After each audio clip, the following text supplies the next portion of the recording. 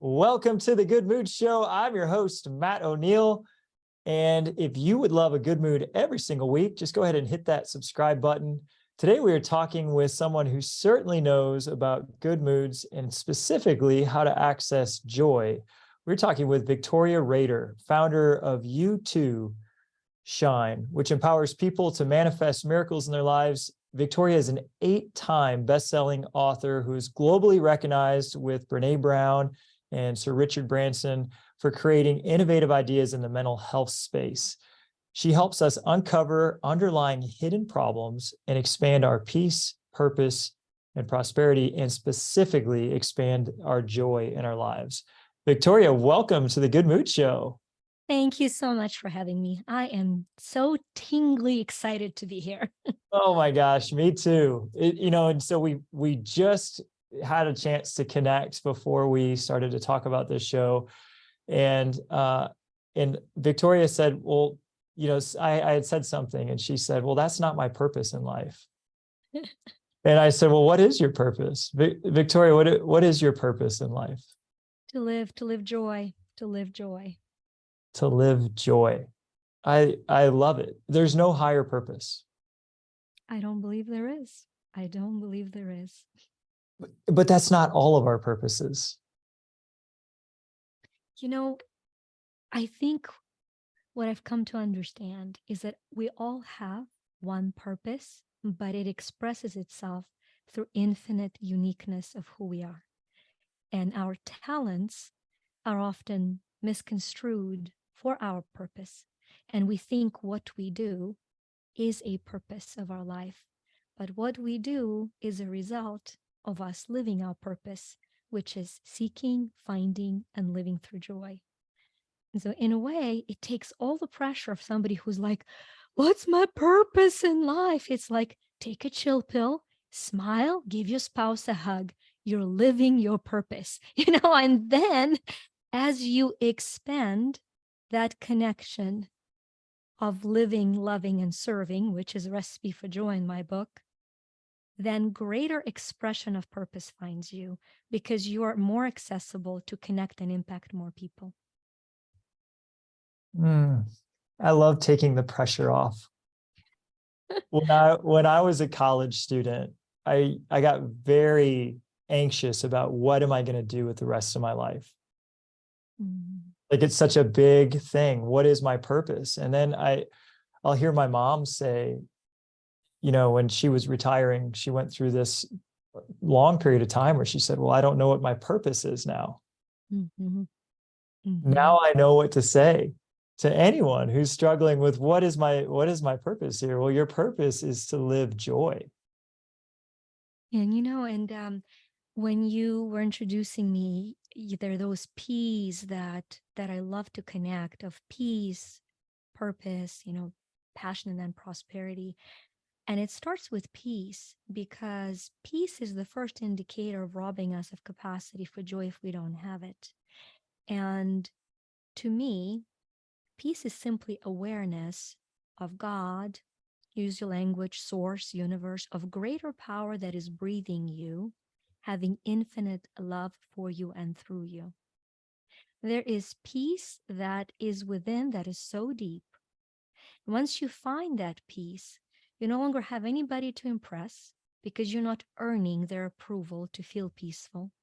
And then you serve. When you serve from the place of peace, you discover your passion. And when you serve from the place of passion, the purpose of having joy becomes daily. Now, joy does not mean giggly, happy, laughing, for no reason 24/7. I think if that's your condition, we probably need to talk. Joy is seeing the darkness without denying it and being comforted through it, no matter what. I read this book by Thich Nhat Hanh, and it was Peace is Every Step. Ugh, give me chills. The title just grabbed me. And every morning I finish my meditation with a breathing routine he teaches. And the first in breath is breathing in, I notice I'm breathing in, and breathing out, I notice I'm breathing out. And after a few rounds of that, just being present and knowing that I'm here and I'm not lost in my thoughts of the past or the future, the next in-breath is breathing in, my in-breath is deep, and breathing out, my out-breath is slow. And then I progress to breathing in, I breathe in calm, and breathing out, I breathe out ease.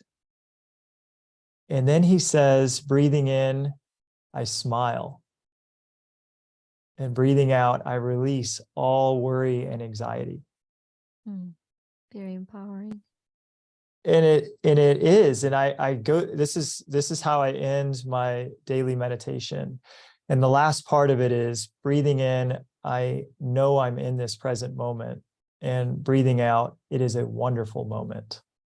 Oh, that's so powerful. That is very powerful indeed. And it takes me about 6 minutes, roughly, to really anchor into each of these 5 phases of breath. But I'll start sometimes and my mind is not peaceful and I'm all over the place. But usually when I get to the breathing out, I release worry and anxiety, all worry and anxiety. Breathing in, I'm smiling, and breathing out, I'm releasing all of this worry and anxiety. I really release it. And then I notice that this moment is a wonderful moment. And so this is peace is every step, or can be every step if we choose it to be. And that's a key word, isn't it? If we choose it to be. If we're not addicted to choose otherwise, because drama is our only source of energy. A lot of us are cycling through that source of energy. And both consciously and subconsciously, it is a little scary to detach from it because there is a moment of stillness, of lack of energy before shift occurs. And we don't know how to be still without adrenaline rush. We got to have the like on Instagram. We've got to, and so there is this moment of stillness of where you kind of allow the panic, you observe the panic, you're not the panic, you observe the anxiety, you're not the anxiety, you observe the overwhelm, you're not the overwhelm. And then peace comes. I love it. I love breathing. You were so beautifully describing it. What came to mind in Eastern, chakra or an energy center system, you look at the solar plexus, which is the center for breath, right? And the center for energy and the center for power, and is the center for light. And there was a scientific book that came quite a while ago. It was Mitochondria and the Future of Modern Medicine. And it studies a long, very tedious book of study of mitochondria.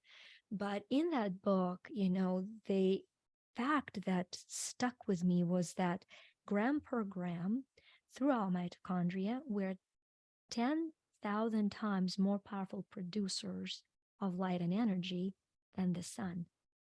And of course, to energize the energy production takes cellular respiration. And of course, for cellular respiration, we've got to have the breath of life. And you can assess your mental state by the breathing patterns. When you're anxious, your breath is hyperventilating and so forth. And so by you participating in that beautiful peace breathing exercise, you're actually reigniting your light. And so you shine brighter. Good. And that's what I was hoping to teach today too, to the person listening to the show. Yeah, there is a breathing pattern for stress. It's very shallow and fast. And just changing our breathing pattern to deep and slow and being aware of where it's at can totally shift the mood completely. I was taught something called fishbowl breath.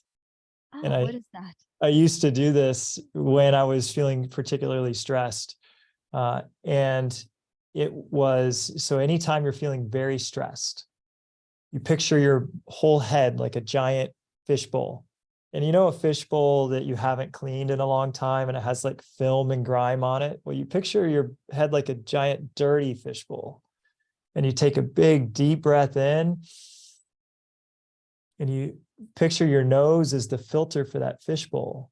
and you hold that breath for a few beats. And then as you exhale, you just picture the fishbowl cleaning just a little bit.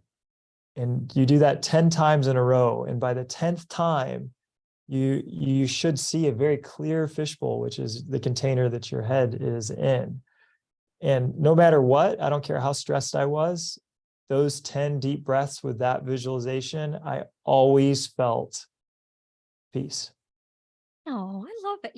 Look at that. Look how we're guided in the direction of breathing. This is going to be so cool because, all right, three cool things that are so aligned with what you were saying is that for performance through life, right?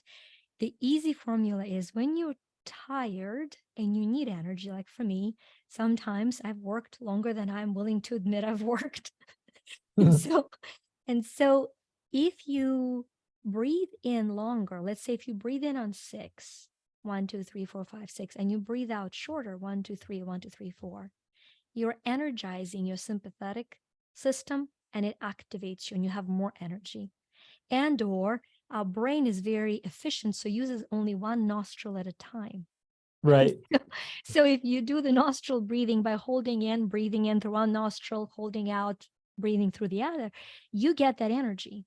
But on the other hand, if you are hyper, which I also find myself quite frequently, just hyper, then you reverse to breathing in on 3 or 4 counts of 3 or 4 and breathing out longer.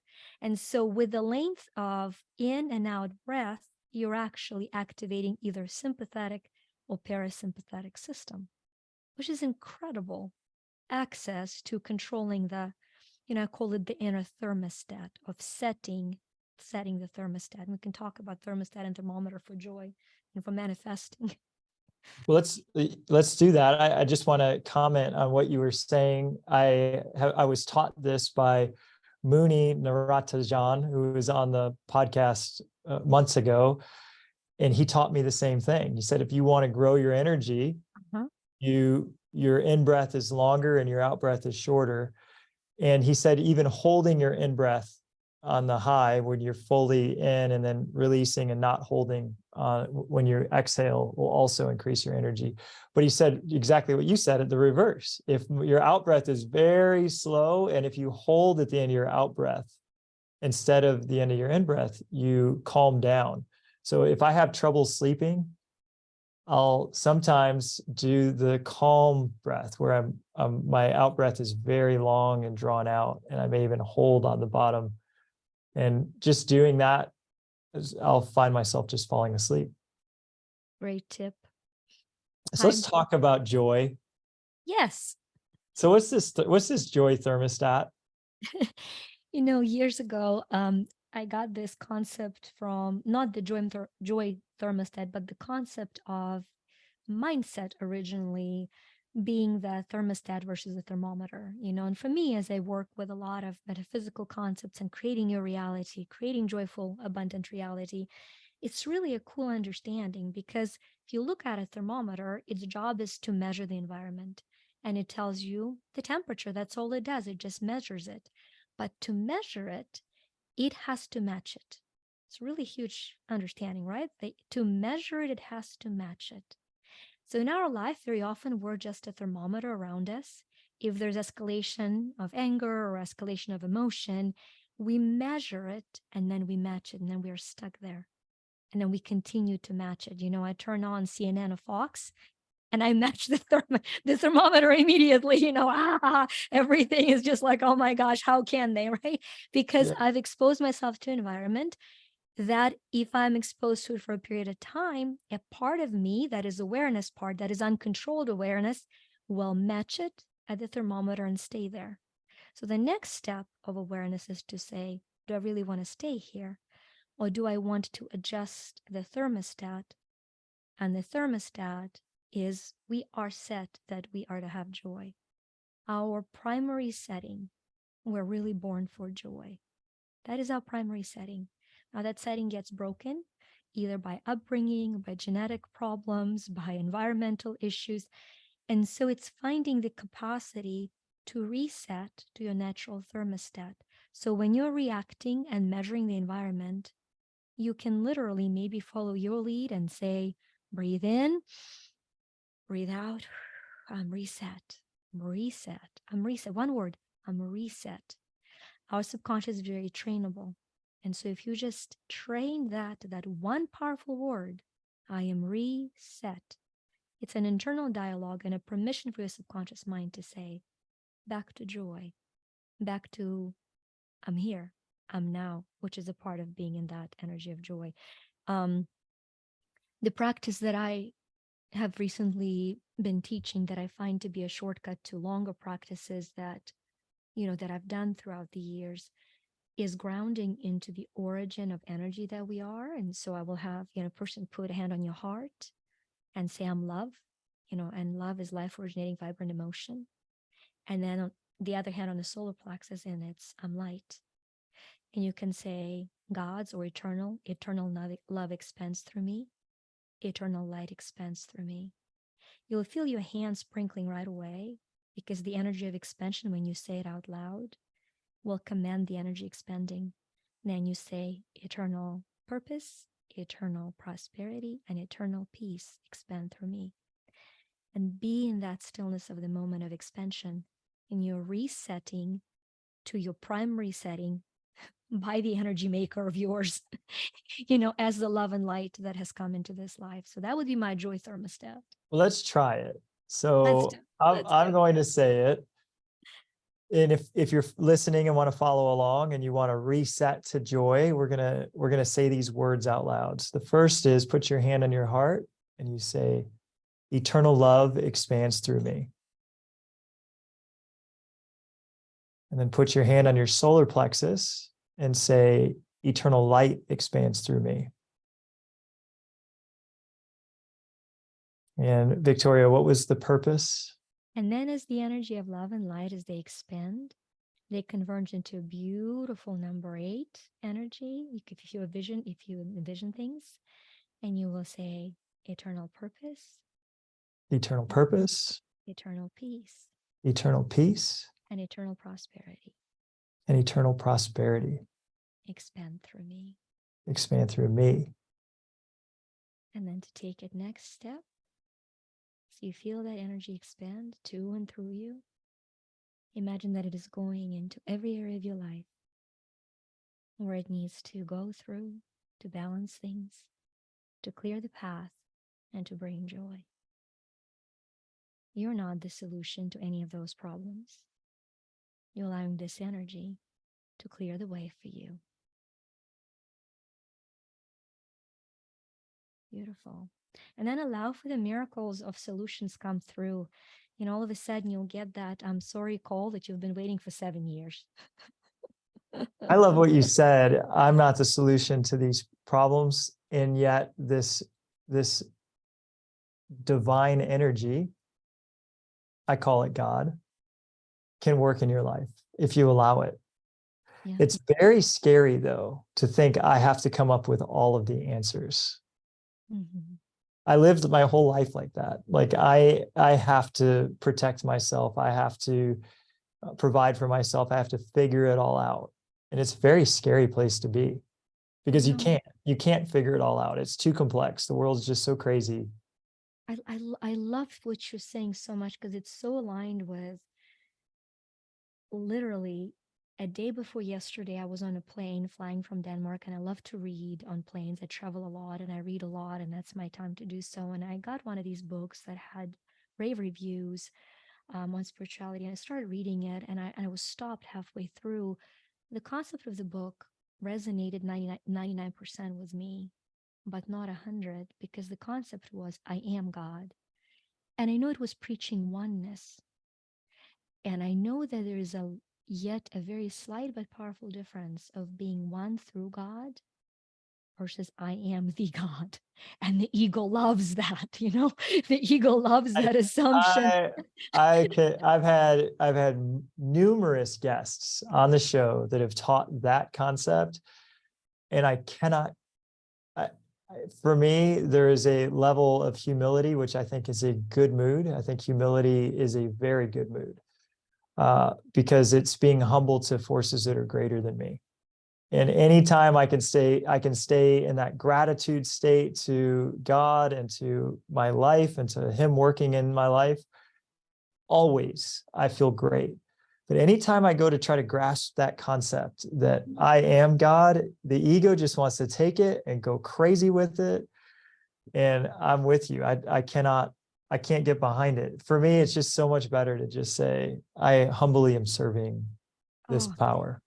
and I think there are 3 steps. For some reason, what's coming for me now is the surrender. And I think the first one is when we're powerless, right? And that whole concept of life happens to me, I feel powerless.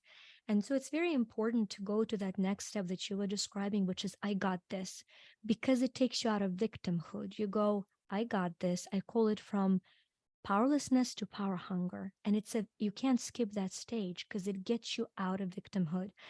And the only problem with that is if you stay in that I got this, you ain't got enough for the rest of your life. There's always a higher mountain to climb. There's always more accolades to collect. And the next thing you know, I'm Ukrainian, you have Putin trying to kill people in your land because he is not going to have joy until he has all of the world, right? He'll never have joy. He'll never have joy. But because joy it is enough. What I have is enough. Yeah. And I'm humbly received to more, infinitely more. But what I have is enough, and I'm humbly received to infinitely more. And so that next step is life no longer happens to you, and life no longer happens for you. Very important step. That childish selfishness, I got this, life happens for me, very important. But you've got to move to, and now life happens through me. I am the instrument of life. I'm the instrument of divine. I surrender myself to something far greater than this matter that I currently occupy. So we were talking about praying for presence and gratitude each day. One of my prayers each day was, God, I'm here to be your servant. Use me, tell me where to be, tell me what to say, tell me what to do. However, I can be the highest service for you and your will. I'm here, because there became for me this massive trust that whatever God wanted was going to be for the best. Even if my ego, the small part of me, didn't agree with whatever he was thinking, I knew in the long run it was always going to be for the best. But that trust doesn't come easy. No. Not because I lived for a long time in the I got this. Yeah, but it's important, Matt. It's important, right? It's process. It's process. It's part of the evolution, yeah. And if we don't get stuck there, and I was stuck there. It was, I climbed the mountain of success, and then I said, well, now there's a bigger mountain. And then thankfully I was able to wake up and say there will always be a bigger mountain, and there's no joy on that path beyond where I'm at. It doesn't matter how much more success I achieve. This isn't the path of joy. The path of joy is what we're talking about now, which is through me. And the 2 concepts that come to mind is, so in all of our development, whether physical, emotional, mental, and financial, we go through 4 stages. The first one is survival, and then there's stability, and then there's success, and then significance. And to shift out of survival into stability, it's a change of habits. To shift out of stability into success is a change of mindset. But to shift out of success and into significance is a change of heart. And once you allow for that change of heart, you surrender your heart to the greater, and I say God is great overall designer. So simple. If you're stuck on Big Bang, we agree. Great overall designer for you is different from great overall designer for me. But we all have not self-designed, right? And I think the concept of surrender, I have a beautiful story that comes to mind, a very humbling story, because, as I mentioned, ironically, Ukrainians don't surrender well, which is it's not in my genetics. Don't surrender well. And so I literally was pondering on this concept years ago. And I'm in my sacred space, I'm in my temple, and I'm praying, and I'm saying, I want to surrender my pride to the concept of surrender, but I'm not getting it. Help me get it. I want to get it. And I feel that the Spirit says, well, just lift your feet. You're sitting on the bench. Lift up your feet. I'm like, well, I'm quirky and weird as this. I don't care. I'm going to lift my feet. So I'm lifting my feet. And I have a very clear feeling. You're surrendering your weight to the bench. That is all I'm asking for. Surrender your weight to me. Let me carry you. So what happens to I got this when all of a sudden you're offered to be carried? And what a profound process of surrender. And that, of course, means I can't take credit for accomplishments, right? I have to understand that greater power is moving through me. But it was a very poignant moment in my life of knowing, oh, wait a minute, surrender is a good thing when it's surrendering to something greater. So I have a book, my first book coming out, and it's Conquering Bad Moods. And there's 8 bad moods that I describe how to conquer. The 8th one and the final one is pride. Mm. And then the second half of the book is choosing good moods. And the first good mood is humility. And it's exactly what we're talking about. It's humbleness to a greater power and having the humility to say, it's not all me. I didn't do this. And in fact, me continuing to chase after what I think it's all about is just going to continue to put me not where I want to be. So if I really want joy, I have to find some humility to a greater power. And I love how you lined them up, because once again,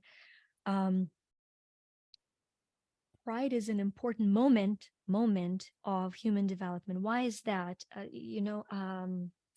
David Hawkins had a system of emotional intelligence, right? A map of consciousness where you vibrated a very low energy when you're in shame.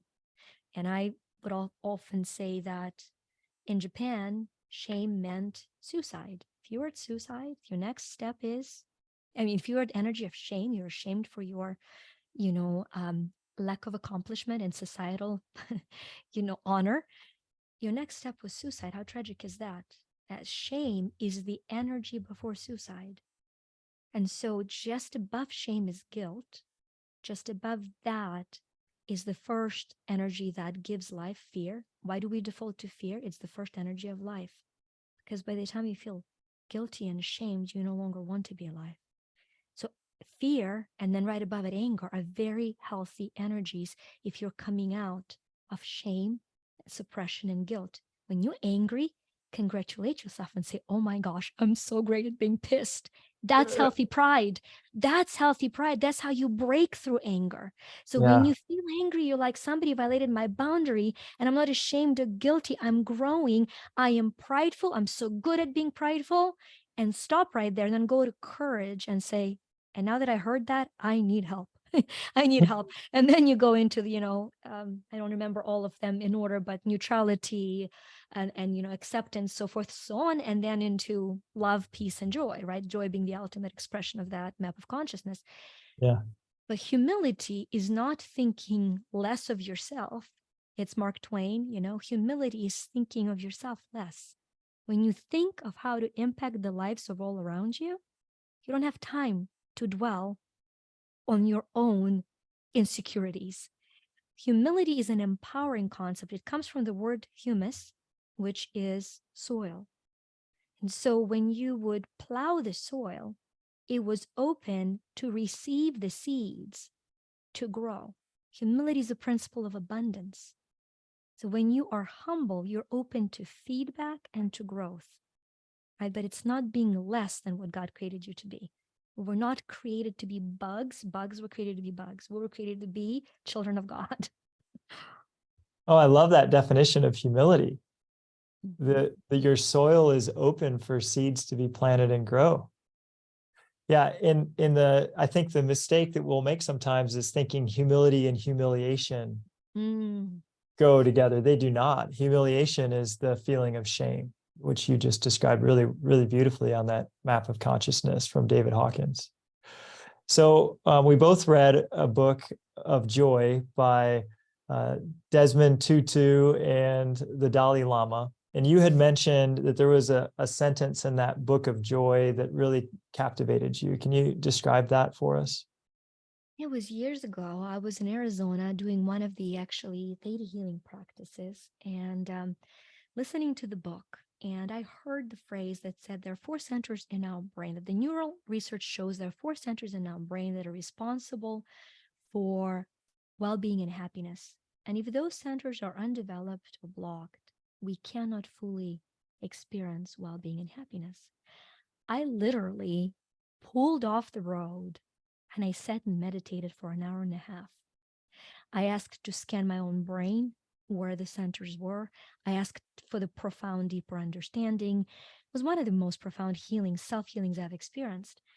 And over the years of activating those centers for clients, so the 4 centers are, first of all, is the center for ability to process positive emotions, the center for ability to release negative emotions, the center for awareness and presence, and the center for generosity. So in my case, I was great with positive emotions. I am letting it go, girl, with negative emotions. I am generous beyond generous. Presence? What do you mean? What do you mean? What do you mean? What do you mean? What do you mean? What do you mean? I mean, isn't there You have something to so do? much going on. You're this 8-time best-selling author. You're so busy. You have a lot to do. Right? And it's like human being, not a doing human being, and so for my journey, understanding the gift of presence and activating that center has shifted my perception of life significantly, significantly. But if you are somebody who seeks to be in good mood and you seem to be going through the motions of it and you find yourself being stuck of not being able to fully experience that, then you can self-analyze and say, how are you processing positive emotions? And this is how, when somebody gives you a compliment, what do you feel? Do you receive it or do you push it away? Because if you're pushing it away, your receptors for positivity are closed. You know how to give them, you just don't know how to receive them. So you have no capacity to receive positive emotion. Ooh, that's a good one. I know I've been training myself for years about when someone compliments me, not to just compliment them right back. Not to say, oh, that's nice, but you too, right? But to say, I'm going to receive, thank you. Thank you for that gift of seeing me. Yeah.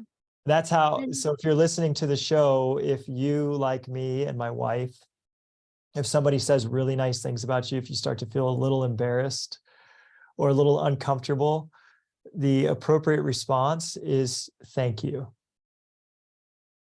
And try to really mean it. Try to really be grateful for them seeing you. They're seeing you. And if you want to take it to that next step, it would be thank you for seeing me.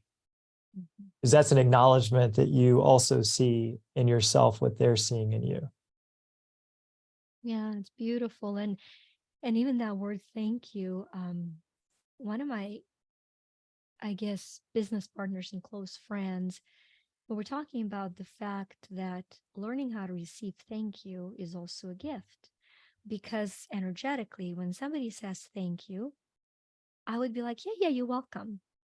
But if you pause and somebody says thank you, and what she told me just touched my heart so deeply. She said somebody told her, please listen to when I say thank you, because it's the only thing I can give you at this point. So often we'll go do something for somebody and they're unable to repay. And that thank you truly is the only thing they offer. And if we don't take time to receive it, we actually leave them with a sense of rejection and shame.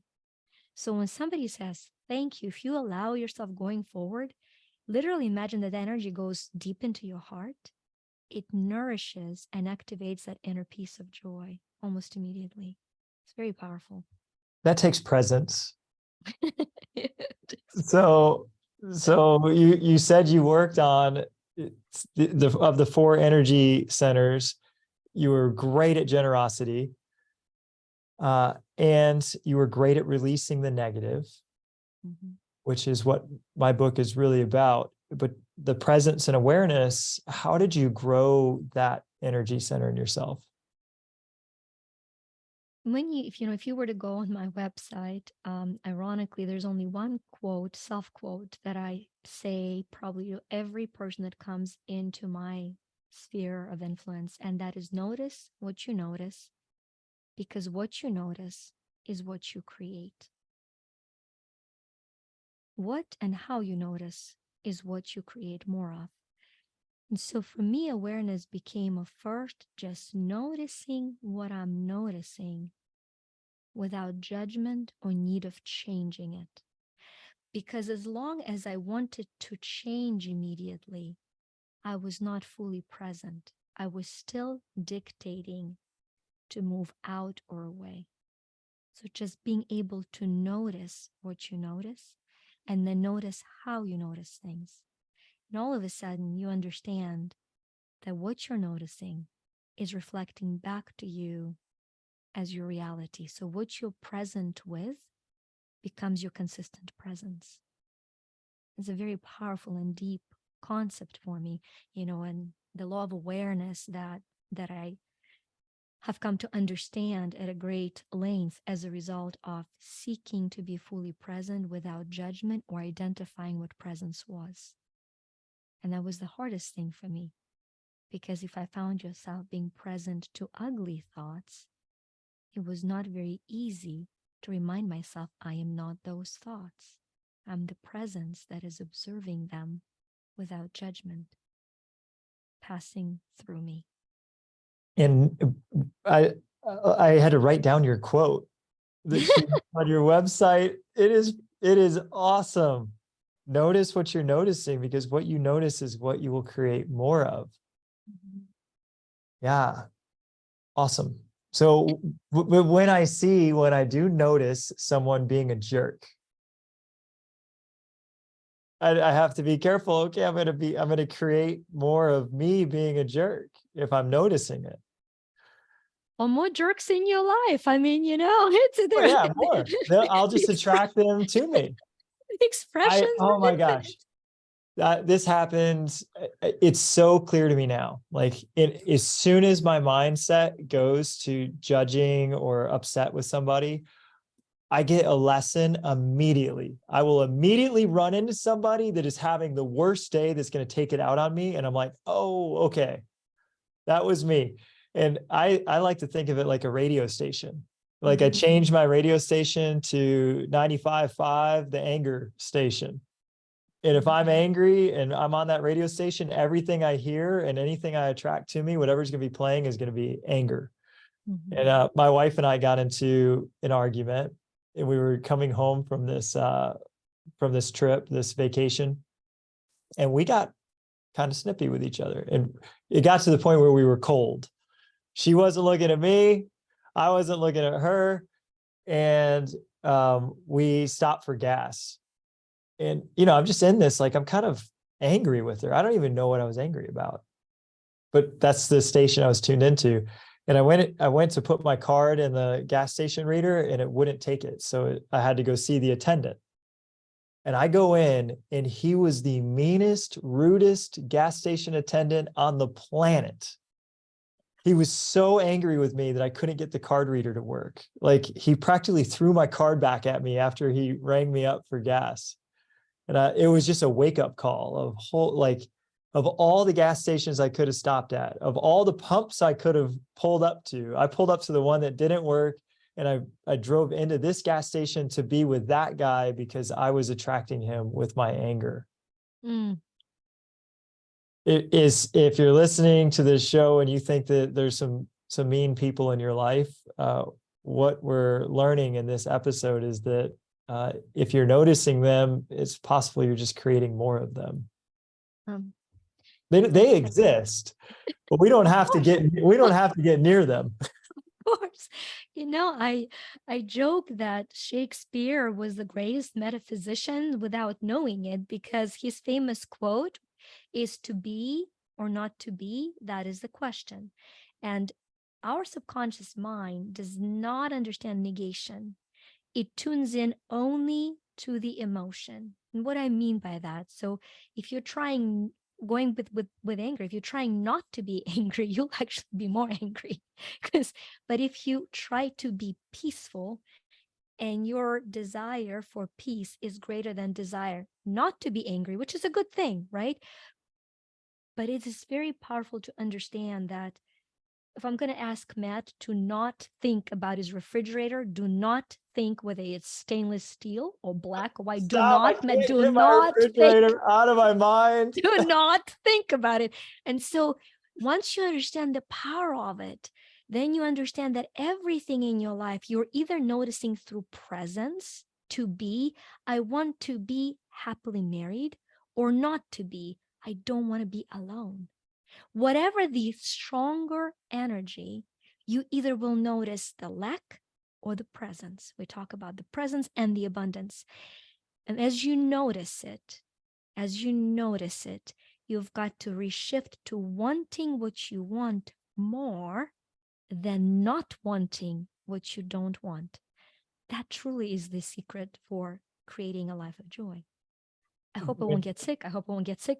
I knew it. I am Oh, I sick. got Okay. sick. Or, man, I really don't want my wife and I to be cold to each other right now. I wish that we weren't like this. I wish it was not like this. I wish that we weren't so upset with each other, and that's just perpetuating the upset. Yep. And what you're teaching is, hey, I'm looking for peace right now, or gratitude. We now have Yeah. one word. Oh, reset. You go. 3, 2, 1, reset. I choose joy. That's it. We don't have to complicate things, right? And I have a rule. I've been married for 28 years to the same incredible human being. We drove Congratulations. crazy and passionate and happy. And we're just very happy. 2 kids and 4 pets at the moment later, and so when I speak, he came with me to years ago, he served mission in Finland. And so I was invited by my very close friends to do a seminar in Finland during COVID, actually, a whole other story. But anyway, I am at the seminar with Finland and in Finland. So he came with me while I'm speaking. And I teach this 4-step S principle for marriages, or SHOLE, depending on the cleanliness of the language for this show. Okay. So, and the principle is huge because it saved hundreds of couples of relationships, because there are times in our life when our partner is being a complete ass. I mean, they are. That we know they're a child of God. We understand the higher teaching, but right now, what they're doing is being a complete ass. So in your mind, not to your partner, in your mind, step 1 is, okay, he or she is being just a complete ass. Step 2 is the ownership remembrance. But you know what? They're my ass. Step 3, I'm going to choose to forgive them. Step 4, I'm going to choose to love them. Now, that's not to excuse any abuse. If you have abuse in your home, leave. Come to my basement, okay? Leave. So not excusing abuse. Now, if you're driving in the car and the ass cuts you in front, the principle of countdown is even easier. What an ass. But they're not even my ass. I choose to forgive them. I choose to love them, right? Different love, different forgiveness. But this simple 4-step validates what you feel without associating with it. Yes. Reminds you where you're present in that relationship, empowers you to forgive, because forgiving is forgiving the energy away to God, and for giving space for you to recenter back to love, which you remind with step 4. Honestly, has saved hundreds of marriages. 4-step S principle. There you go. The ass principle. I love it. I did. We were on a different vacation recently to Virginia, to my friend's house in Virginia. And it was the 4th of July. And I really wanted to see the fireworks. We have 4 kids and they're under the age, they're all 9 and under. And the fireworks come on late. But we went to Washington, D.C. And I really wanted to see these fireworks. in Washington, D.C. on, it's the nation's capital. It's our Independence Day. I'm very excited about it. My wife said, no, the kids need to go to bed. Like, we've been traveling, they're going to be exhausted. We've got a big day tomorrow. We need to put them to bed. And that cold thing started again, because as I'm driving home, I was like, okay, I get it. I'm going to comply. I'm going to not see the fireworks. As we're driving home, a huge wreck happens right in front of us.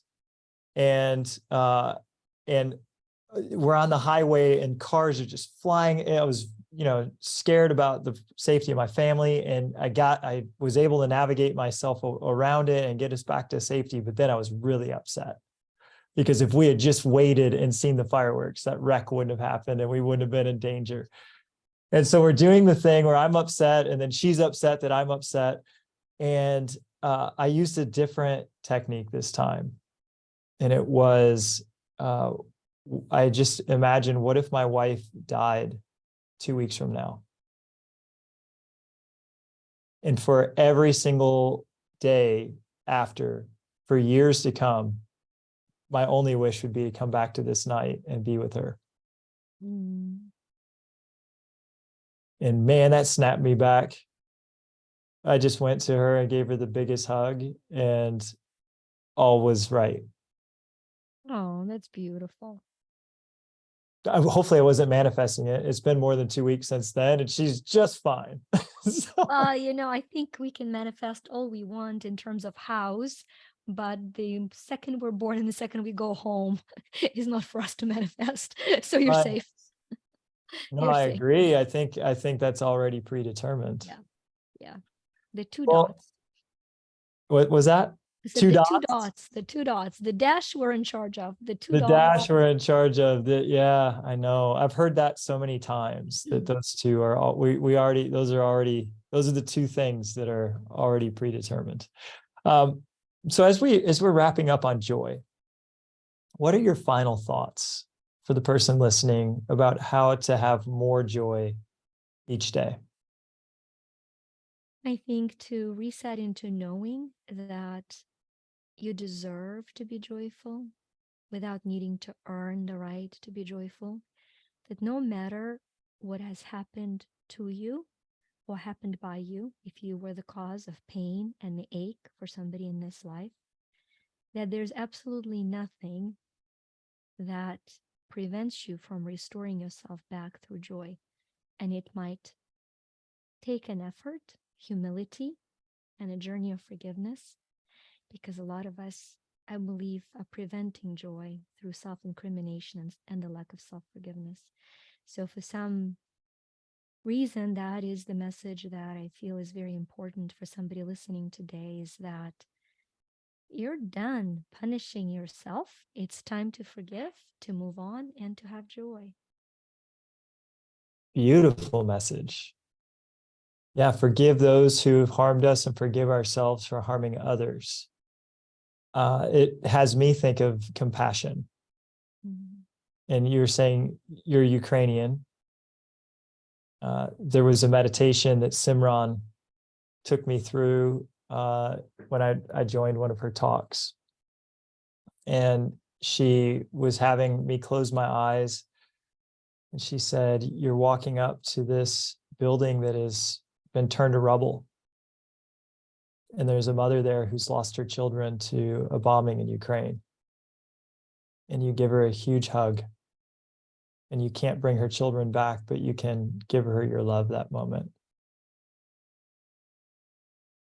And I'm sorry for what your country has gone through. It's very painful, but I do think that compassion and really understanding that we can send our love to people who need it is a way we can access joy too. Believe that. And for anybody who speaks Ukrainian, you would be so phenomenally surprised by the number of memes coming out of my very resilient homeland. You cannot defeat laughter. Ukraine is surviving due to worldwide prayer, global military support with ammunition, but its undeniable spirit is that of humor.